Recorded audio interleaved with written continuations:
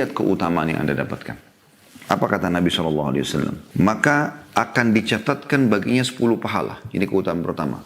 Kataballahu lahu 10 hasanat. Perhatikan keutamaan yang kedua. Wa maha anhu 10 sayyiat. Dihapus darinya 10 dosa. Yang ketiga. Wa rafa'a lahu 10 darajat. Diangkat dia 10 derajat. Yang keempat. Wa kana yaumahu dzalika kullahu fi hirzin min kulli makruh. Pada hari itu dia akan selamat dari semua yang tidak disenanginya. Aman dari segala macam gangguan.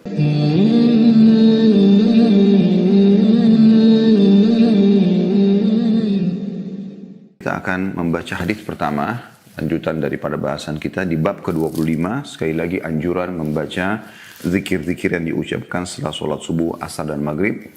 Hadisnya 472. Dan hadis ini hasan di ghairihi atau menjadi hasan derajatnya karena dikuatkan dengan riwayat-riwayat yang lain. Berbunyi dari Abu Dzar radhiyallahu anhu bahwa Rasulullah sallallahu alaihi wasallam bersabda, "Man qala fi duburi salatil fajri wa huwa thanin rijlaihi qabla an yatakallama la ilaha illallah wahdahu la syarika lah lahul mulku wa lahul hamdu yuhyi wa yumit wa huwa ala kulli syai'in qadir 10 marrat." Kataballahu lahu 10 hasanatin wa maha anhu 10 sayyiatin wa rafa'a lahu 10 darajatin wa kana yawmahu dzalika kullahu fi hirzin min kulli makruhin wa hurisa min asyaitan wa lam yanbaghi li dhanbin an yudrikahu fi dzalika al-yawmi illa asyirka billah. Artinya, barang siapa yang setelah sholat subuh, ada penyebutan pengkhususan waktunya. Sementara dia menekuk kedua kakinya sebelum mengubah posisi duduk tahiyat terakhir. Dan sebelum dia berbicara, dia membaca La ilaha illallah wahdahu la syarikalah. Tiada Tuhan yang berhak disembah melainkan Allah dan tidak ada sekutu bersamanya. Atau tidak ada Tuhan yang berhak disembah selain Allah semata. Dan tidak ada sekutu baginya. Lahul mulku, miliknya lah kerajaan. Walahul hamdu, miliknya lah segala puji-pujian. Yuhyi wa yumit, dia hidup dan tidak akan pernah mati. Atau yang menghidupkan dan yang mematikan. Wa huwa ala kulli syai'in qadir, dan dia mampu mengerjakan apa yang dia inginkan. Atau maha kuasa atas segala sesuatu. Sebanyak 10 kali. Maka Allah menulis 10 kebaikan untuknya. Menghapus 10 keburukan darinya. Mengangkat 10 derajat untuknya. Dan pada hari itu dia dalam perlindungan dari segala hal yang dibenci. Dia dijaga dari syaitan. Dan suatu dosa tidak selayaknya menghancurkannya pada hari itu kecuali syirik kepada Allah. Diriwayatkan oleh Tirmidzi. Dan lafaz hadis ini adalah lafaznya. Dan dia berkata hasan, gharib, sahih. An-Nasai menambahkan biyadihil khair. Di tangannya, maksudnya Allah, ada segala kebaikan. Dia juga menambahkan padanya wa kana lahu bikulli wahidatin qalaha itqu raqabatin mu'minah. Dengan satu kali yang dia ucapkan, dia mendapatkan pahala sama dengan memerdekakan seorang hamba sahaya yang beriman. Hadis ini teman-teman sekalian, hadis yang sangat mulia karena menyebutkan tentang keutamaan zikrullah. Jadi kita ambil mutiara yang pertama adalah keutamaan zikrullah. Zikir kepada Allah Subhanahu wa taala ini punya keutamaan yang sangat besar dan dia satu-satunya ibadah yang dari kita hidup di dunia sampai kita masuk ke dalam surga yang terus berjalan. Zikrullah. Ibadah-ibadah yang lain, haji, jihad, sholat, sudah nggak ada di surga. Tapi zikrullah disebutkan dalam banyak riwayat ada. Dan zikir ini termasuk ibadah yang luar biasa. Terlalu banyak hadis yang menyebutkan tentang keutamaannya. Di antaranya pernah ada seorang sahabat mengatakan, ya Rasulullah, syariat Islam sudah banyak sekali. Tunjukkan kepadaku amalan yang aku bisa konsisten menjaganya. Maka kata Nabi SAW, lisanmu selalu dalam keadaan zikir kepada Allah. Zikrullah tidak banyak mengambil energi. Hanya di lidah. Tapi subhanallah ibadah yang paling dicintai oleh Allah subhanahu wa ta'ala. Sampai Allah subhanahu wa ta'ala mengaturkan kita zikir. Dalam hampir setiap kegiatan kita. Zikir mau makan, bismillah, zikir setelah makan, alhamdulillah. Zikir mau tidur, zikir bangun tidur, pakai baju, buka baju, masuk rumah, keluar rumah. Ya. Memulai kegiatan umumnya. Ya, dengan membaca bismillah, kemudian biologis ada zikirnya, Semua ini ada zikrullah. Masuk kamar mandi, keluar kamar mandi. Diajarkan agar kita selalu mengingat sang pencipta Allah subhanahu wa ta'ala. Zikrullah adalah amal yang sangat luar biasa. Bagaimana seseorang tidak meninggalkannya sama sekali. Dan tidak mengambil ruang yang besar, aktivitas tubuh yang banyak. Hanya lidah. Anda lagi di mobil, lagi di motor, ya, di kendaraan maksudnya, di pesawat, kereta api, di kapal laut. Di mana saja. Anda bisa zikrullah. Anda lagi beraktivitas pun, lagi bekerja, bisa sambil zikrullah. Anda bisa sambil mengetik, sambil berzikir lisannya. Anda bisa sambil menelpon. Kalau Anda lagi tidak bicara, sedang mendengarkan lawan bicara, Anda bisa berzikir. Dinukil Syekh bin Baz rahimahullah, seorang mufti Saudi yang masyhur, ulama besar. Semoga Allah menyatukan kita bersama beliau di surga firdausnya. Beliau subhanallah berzikir kepada Allah. Kalau lagi terima telepon orang yang sedang menanyakan fatwa, beliau sambil mendengarkan, sambil berzikir lisannya. Dinukil dari murid-muridnya seperti itu. Mereka terus zikrullah. Zikir bisa kita lakukan kecuali di tempat yang dilarang. Seperti misalnya di WC. Semoga Allah muliakan kita. Gitu kan. Tapi yang lain teman-teman, zikrullah. Jangan lupa kepada Tuhan Allah subhanahu wa ta'ala. Dan dalam hadis yang lain dikatakan, kalau seorang hamba mengingatku di dirinya sendiri, aku akan mengingatnya juga di diriku, kata Allah. Dan kalau dia mengingatku di kelompok ya, manusia, aku akan mengingatnya di kelompok atau menyebutnya di kelompok yang lebih baik daripada manusia tersebut, dan di para malaikat. Allah subhanahu wa ta'ala mencintai orang yang suka berzikir. Nabi SAW juga menyebutkan dalam sebuah hadis yang sahih, maukah aku tunjukkan kalian amalan lebih baik daripada kalian berinfak dengan emas dan perak, ya, kalian berjihad, membunuh musuh kalian atau kalian dibunuh, lebih bagus daripada jihad. Ya. Lalu para sahabat mengatakan, tentu ya Rasulullah, kata Nabi SAW, zikrullah. Jadi ini keutamaan yang luar biasa. Nah di sini teman-teman sekalian, khusus dalam hadis ini ada zikir yang diikat dengan waktu sholat subuh dan asar. Tapi riwayat ini disebutkan tentang masalah subuhnya. Jadi khusus dua sholat ini ada perintah Nabi SAW begitu salam ya, sebelum mengubah posisi duduk kaki. Ya, biasanya orang karena duduk tawarruk ya, yang seperti tahiyat terakhir atau duduk iftirash. Ya, kita sudah tahu telapak kaki kanan kita biasanya berdiri tegak dan sedikit ditekuk jari-jarinya. Ini memang kalau lama duduk seperti ini mungkin sedikit agak pegal.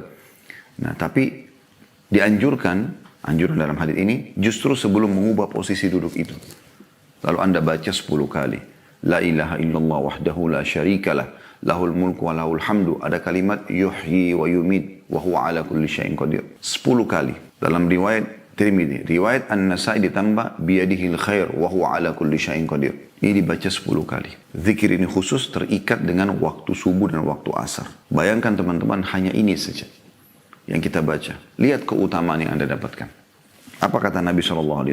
Maka akan dicatatkan baginya 10 pahala. Ini keutamaan pertama. Kataballahu lahu 10 hasanat. Perhatikan keutamaan yang kedua. Wa maha anhu 10 sayyiat. Dihapus darinya 10 dosa. Yang ketiga, wa rafa'a lahu 10 darajat. Diangkat dia 10 derajat. Yang keempat, wa kana yaumahu dzalika kullahu fi hirzin min kulli makruh. Pada hari itu dia akan selamat dari semua yang tidak disenanginya. Aman dari segala macam gangguan. Yang kelima, wa hurisa minasyaitan. Diselamatkan dari gangguan syaitan. Yang keenam, walam yambagi dzambin an yudrikahu fi dzalika al-yawmi illa syirka billah. Dan tidak layak atau tidak akan ada pernah dosa yang bisa menghancurkan hidupnya kecuali kalau dia berbuat syirik kepada Allah. Dosa yang lain masih bisa aman dia, masih mudah dia untuk bertaubat. Maksudnya masih tidak seperti kalau dia tidak melakukan zikir ini. 6 janji Allah subhanahu wa ta'ala yang kita baca tidak lebih daripada 1 menit. Coba sekarang teman-teman saya baca la ilaha illallah wahdahu la syarika lah lahul mulku wa lahul hamdu yuhyi wa yumiitu wa huwa ala kulli syai'in qadir. La ilaha illallah wahdahu la syarika lah lahul mulku wa lahul hamdu yuhyi wa yumiitu wa huwa ala kulli syai'in qadir. La ilaha illallah wahdahu la syarika lah lahul mulku wa lahul hamdu yuhyi wa yumiitu wa huwa ala kulli syai'in qadir. La ilaha illallah wahdahu la syarika lah lahul mulku wa lahul hamdu yuhyi wa yumiitu wa huwa ala kulli syai'in qadir. La ilaha illallah wahdahu la syarika lah lahul mulku wa lahul hamdu yuhyi wa yumiitu wa huwa ala kulli syai'in qadir. La ilaha illallah wahdahu la syarikalah, lahul mulku wa lahul hamdu yuhyi wa yumitu wa huwa ala kulli syai'in qadir. La ilaha illallah wahdahu la syarikalah, lahul mulku wa lahul hamdu yuhyi wa yumitu wa huwa ala kulli syai'in qadir. La ilaha illallah wahdahu la syarikalah, lahul mulku wa lahul hamdu yuhyi wa yumitu wa huwa ala kulli syai'in qadir. La ilaha illallah wahdahu la syarikalah, lahul mulku wa lahul hamdu yuhyi wa yumitu wa huwa ala kulli syai'in qadir. La ilaha illallah wahdahu la syarikalah, lahul mulku wa lahul hamdu yuhyi wa yumitu wa huwa ala kulli syai'in qadir. Ini teman-teman 10 kali kurang dari 1 menit. Anda bisa hitung pakai stopwatch dan Anda mendapatkan 6 keutamaan sekaligus. Dicatatkan 10 pahala, diampuni 10 dosa, diangkat 10 derajat. Dia akan dihindari dari segala yang dia tidak sukai hari itu, diselamatkan dari syaitan, dan tidak ada dosa yang bisa menghancurkannya, mencegah hidupnya kecuali syirik kepada Allah. Jadi keutamaan zikir, ya, yang luar biasa. Kemudian yang kedua teman-teman sekalian yang kita bisa ambil, keutamaan kalimat tauhid, la ilaha illallah. Ini inti sebenarnya. Bagaimana kalimat tauhid ini benar-benar menyelamatkan kehidupan seseorang. Kalau Anda betul-betul merenungi hakikat daripada makna kalimat ini, la ma'budu bihaqqin illallah, tidak ada Tuhan di langit, di bumi yang layak disembah kecuali Allah. Ini kalimat yang luar biasa, menjawab segala sesuatu yang manusia butuhkan. Kenapa orang-orang ateis teman-teman sekalian keluar angkasa, masuk ke dalam lautan, mengadakan penelitian ini, penelitian itu? Jarang umat Islam lakukan itu. Kata sebagian ulama, karena Allah subhanahu wa ta'ala ingin menyampaikan mereka kepada sebuah poin, yakin ada pencipta. Anda sebagai seorang muslim dari kecil kita diajarkan zikir seperti ini. Kita diajarkan selalu mengucapkan la ilaha illallah. Kita faham itu adalah asas agama kita. Bahkan orang kalau mau masuk Islam mengucapkan ini. Kata Nabi SAW kepada pamannya Abu Talib, wahai pamanku, ucapkan la ilaha illallah, aku akan tolong kau di depan Allah. Nggak mau dia. Yang meninggal dalam keadaan kafir, mengikuti kaumnya. Kalimat yang luar biasa. Kata Nabi SAW, man kana akhiru kalami la ilaha illallah dakhala al-jannah. Siapa yang akhir kalimatnya la ilaha illallah pasti masuk surga. Sampai ada istilah talqin, dibisikkan di telinga orang yang sakit, orang yang sedang menghadapi sakaratil maut, mengucapkan kalimat ini. Hanya di sini memang lebih lengkap. La ilaha illallah wahdahu la syarikalah. Tidak Tuhan yang berhak disembah kecuali Allah, tidak sekutu bersamanya. Lahul mulku, baginya kerajaan, walahul hamdu, baginya puji-pujian. Yuhyi wa yumit, dia hidup, ya, menghidupkan dan mematikan. Wa huwa ala kulli syai'in qadir, dan dia mampu mengerjakan apa yang dia inginkan. Lebih lengkap, ya. Tetap namanya kalimat tauhid. Keutamanya luar biasa. Tauhid yang membuat kebahagiaan dalam hidup. Ya, kita lihat ke langit, semua yang ada di sana terjangkau atau tidak terjangkau oleh mata kita adalah ciptaan Allah. Burung-burung yang berterbangan, pergantian siang malam, hujan yang turun, bintang-bintang yang miliaran jumlahnya dan jaraknya sekian jauh dari bumi. La ilaha illallah. Yang tidak terjangkau oleh mata kita pun, kita ada malaikat-malaikat. Ada juga benda-benda yang Allah ciptakan kita tidak tahu. La ilaha illallah. Rahasianya itu. Semua yang Anda lihat di bumi, tumbuh-tumbuhan dari rumput sampai pohon beringin, semua hewan-hewan, ya. Jenis buah-buahan tadi, pohon-pohon misalnya buah-buahan, semua jeruk, apel, anggur, segala macam hal. Dan jenis buah-buahan ini dengan karakternya, dengan warnanya, dengan cita rasanya, dengan aromanya. Semua hewan-hewan, dari semut yang kecil sampai gajah yang besar, semuanya tidak terkecuali. Mau yang ganas, mau yang enggak, mau hewan ternak yang boleh dimakan, mau yang tidak boleh dimakan, semuanya dengan karakternya, sifat pertahanannya, jenis makanannya dan segala macam. Sampai kadang-kadang manusia membuat cuplikan bagaimana harimau menerkam zebra, lalu diperlihatkan bagaimana dia makan, semua dengan luar biasa gitu. Penataannya semua itu. Semua manusia dari berbagai macam warna, kulit, postur tubuh, paras wajah, bahasa, negara, wilayah, semuanya. Yang terjangkau oleh mata kita semua ini. Dan tidak terjangkau air, ya, batu, tanah, semua. Yang tidak terjangkau oleh mata kita, seperti misalnya perasaan-perasaan kita, suka, sedih, senang. Ada juga makhluk Allah, syaitan tidak kelihatan. Ya. Kemudian ada yang Allah SWT ciptakan seperti udara kita bisa rasakan dan segala macam. Semua itu teman-teman. Dan semua yang dalam kedalaman lautan. Tidak terkecuali.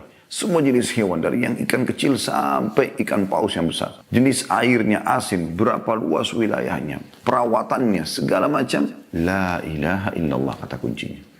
Tidak ada Tuhan yang menciptakan, yang mengurus, yang mengawasi, yang menghidupkan, yang mematikan, kecuali Allah. Ini kalimat tauhid yang luar biasa. Makanya pada saat Anda baca 10 kali aja seperti ini, udah luar biasa janji Allah Azza wa Jalla. Jangan luput ini hanya tidak mengambil waktu yang lama. Cuma memang bacaan ini diikat atau terikat dengan sholat subuh.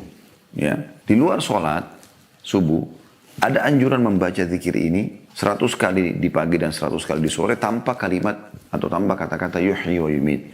La ilaha illallah wahdahu la syarika lah, lahul mulku wa lahul hamdu wa huwa ala kulli syai'in qadir. Dibaca 100 kali. Tapi khusus habis sholat subuh dan habis sholat asar ditambah dengan kalimat yuhyi wa yumit. Jadi Anda jangan tumpah tindihkan ya.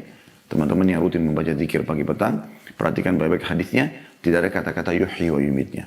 Dan orang mukmin yang jeli dan cerdas adalah meletakkan semua ajaran syariat pada tempatnya supaya pahala Anda maksimal. Jangan ditumpah tindihkan. Khusus habis sholat ini terikat dengan atau tambahannya ada yuhyi wa yumit.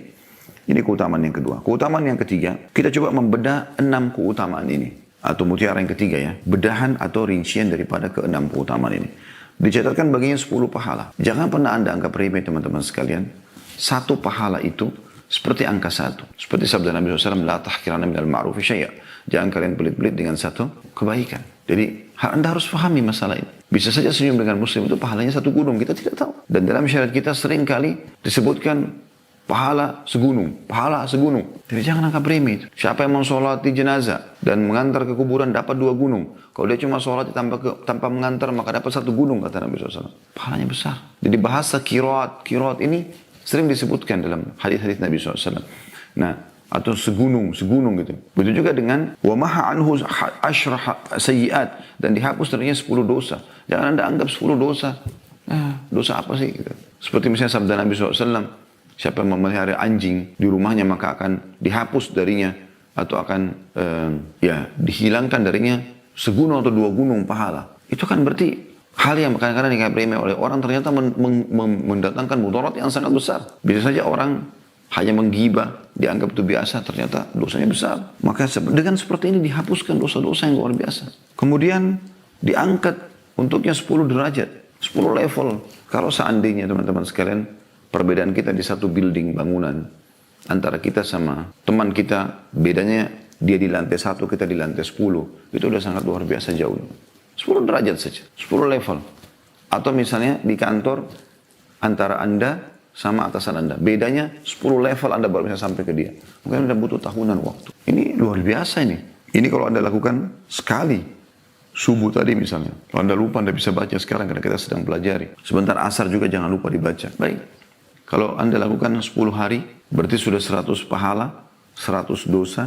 100 pahala dicatat, 100 dosa diampuni, 100 derajat ditinggikan, 100 level ya. Terus juga ya, diselamatkan dari dosa-dosa, dari gangguan syaitan. Berarti begitu mudah sebenarnya kita selamat dari syaitan, teman-teman sekalian. Dengan baca ini kita selamat. Hari itu ya, dikatakan pada hari itu, dia akan selamat dari syaitan. Kalau Anda kali 1000 hari, 1000 kali sholat subuh dan asar Anda baca, berapa banyak yang Anda dapatkan derajat? Bagaimana kalau orang sudah amalkan selama 10 tahun nih, 20 tahun, 30 tahun? Begitu juga teman-teman sekalian, keutamaan yang keempatnya adalah dan pada hari itu dia akan selamatkan dari semua yang dibenci. Siapa yang tidak ingin ini teman-teman sekalian? Gangguan orang, kecelakaan, apa yang makruh, yang tidak disukai, semua selamat kita dari ini. Apa susahnya nih? Kurang dari 1 menit tadi kita praktikin. Semua yang Anda tidak suka, Anda akan diselamatkan dari ini. Ini bahasa luar biasa dari Nabi SAW.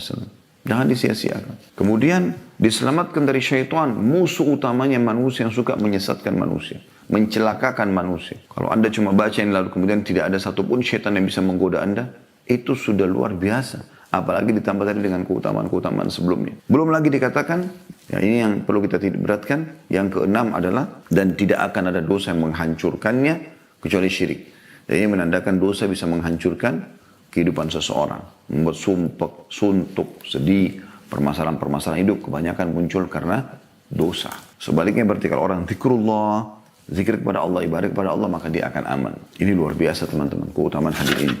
Nah, ada tambahan, dan kalau dia baca 1 kali saja, maka akan mendapatkan juga pahala bebasin 1 budak mukmin. Dan ini luar biasa teman-teman sekalian. Tambahan berarti ada 7 keutamaan. Orang yang tadinya dalam keterbudakan, Anda seperti beli dia, tebus dia sehingga dia hidup.